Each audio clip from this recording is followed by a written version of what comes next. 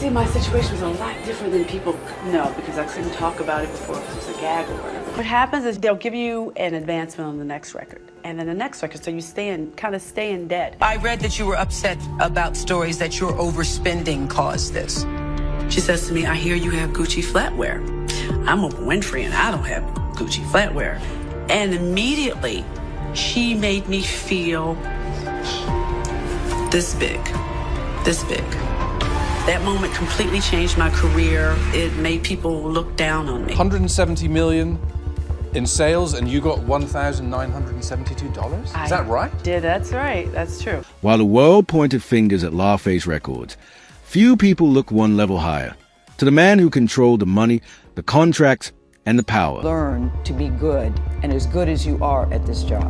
You don't learn to be good. You don't. You just do what came natural. Clive Davis never directly managed Toni, but he ran Arista, the parent label behind LaFace. And every time Toni fought for control or tried to grow beyond the box she was put in, someone slammed the door shut. I couldn't believe it because I loved her so much. I admired her and looked up to her. And she pretty much reprimanded. When the cameras stopped rolling, the silence around her career spoke volumes. The deeper you examine her story, the clearer it becomes. Clive Davis didn't just stand by and watch her fall. He made sure she never stood back up. Toni Braxton was never meant to be broke.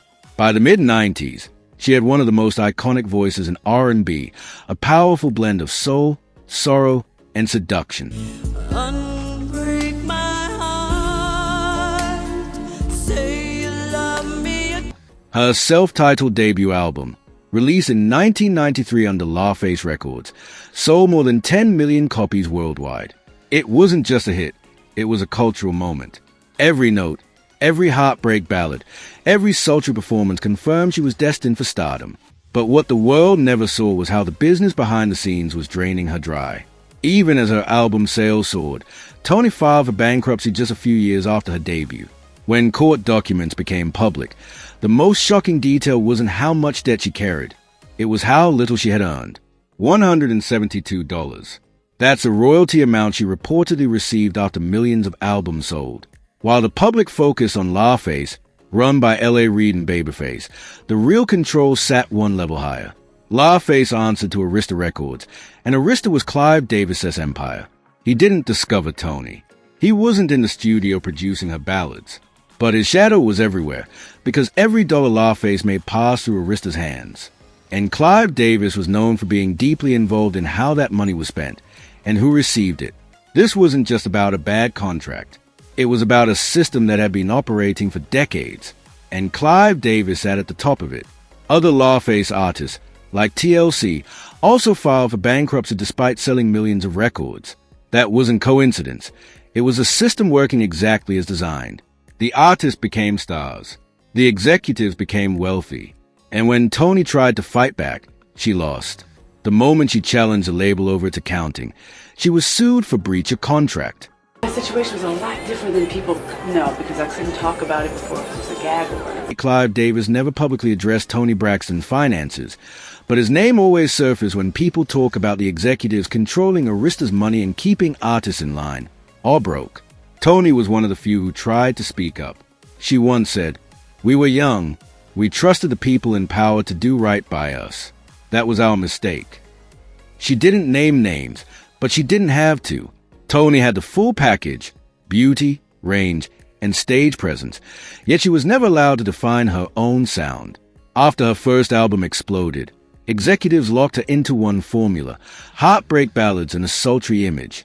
Every time she tried to evolve, she was pushed back. This wasn't just Toni's story, it was Clive Davis's pattern. Artists like Kelly Clarkson, Alicia Keys, and Jennifer Hudson all described similar control over their music. And in later interviews, Toni made it clear she felt the same. "I wanted to try different things, to experiment, but they wanted me to be who I was at 22. That's not realistic." The power was never a mystery. LaFace handled Toni's day-to-day, but Arista, under Clive Davis, held real control. His rule was simple: don't change what sells. After Secret succeeded, Toni was locked into one formula. But as R&B evolved, Toni wanted to evolve too. Darker music, more writing credits, more control. Instead, She hit closed doors. After her lawsuits and second bankruptcy, insiders say she was seen as difficult and quietly pushed aside. Deals dried up. Calls stopped coming. Clive Davis was never directly accused, but the timing was hard to ignore. Toni challenged the system, and her opportunities vanished. When she finally made a comeback, it wasn't through major labels, but through reality TV, independent projects, and sheer perseverance. She had to reinvent herself just to survive. People thought I was over, like I wasn't worth investing in anymore. I had to start from scratch. That's what control in the industry looks like, not just money, but access and silence. Clive Davis didn't need to attack Toni publicly. He just stopped supporting her, and the message was clear. As executives pulled strings behind closed doors, the public turned on her, fed by media stories that painted her as reckless instead of robbed. The breaking point came when Toni went on the Oprah Winfrey Show hoping to tell her truth. Instead of empathy, she was met with judgment. Oprah questioned her spending and repeated rumors, turning what Toni expected to be a safe space into a public scolding. And she pretty much reprimanded me. I read that you were upset about stories that your overspending caused this. She says to me, I hear you have Gucci flatware. I'm Oprah Winfrey and I don't have Gucci flatware. First of all, I didn't know Gucci made silver. That moment stayed with Toni. She later said Oprah was so mean and that she felt publicly reprimanded instead of supported. Toni wasn't trying to show off. She was trying to explain how the system drained her earnings with hidden costs like tours, videos, and travel. But the focus shifted to appearances, and she was painted as careless instead of exploited. Oprah never walked it back. No apology, no clarification. The damage stuck. After that interview, Toni became more guarded and stopped trusting the media. And the truth was darker than the headlines. Toni Braxton didn't go bankrupt because she spent millions. She went bankrupt because she never received them in the first place. 70 million in sales, and you got $1,972? Is that right? That's right. That's true. Raised in a strict Pentecostal home, Toni thought signing her first record deal was a dream come true. But buried in the contract were traps that had caught many artists before her. Even while selling millions and winning Grammys, she had to repay the label for everything: videos, clothes, travel, and promotion. So when her first royalty check came back for just $1,972, she was stunned. She had sold over 10 million records and was still in debt by design. When she filed for bankruptcy in 1998, the public blamed her spending, not the system that trapped her in silence. Later, Toni admitted she bought expensive things to feel some control after years of being controlled. It wasn't carelessness. It was survival. Perks are lovely. I can't deny the perks. They're great. I mean, in the beginning, it's all new. Anything new, you want it all. What looked like excess was really trauma. Toni trying to reclaim control after a childhood of strict rules and denial. When she finally bought things for herself, she was punished by labels, the press, and even Oprah. Though she briefly returned with "he wasn't man enough," her momentum faded.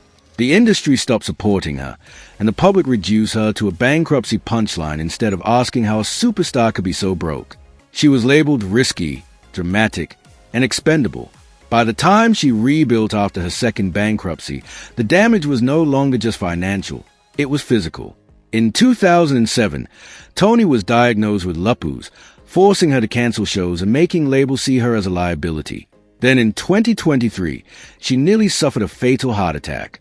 Doctors saved her just in time and warned her life would have to change. Her first thought wasn't fame or music, it was her sons. "All I could think about were the boys," she said. And I hate saying it out loud even now because it's real. It's real life.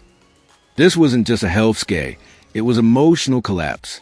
After losing her sister Tracy to cancer and nearly dying herself, Toni fell into quiet fear. She hid her pain from her family, afraid to worry them, even though she felt more fragile than ever. For years, she had been expected to stay strong, perform, and smile. But this time, she began to speak honestly about her illness, grief, and survival. And people finally listened, not just to her voice, but to her story. At 57, Toni Braxton isn't trying to prove anything anymore. After decades of loss, judgment, and pressure, she's choosing peace over perfection.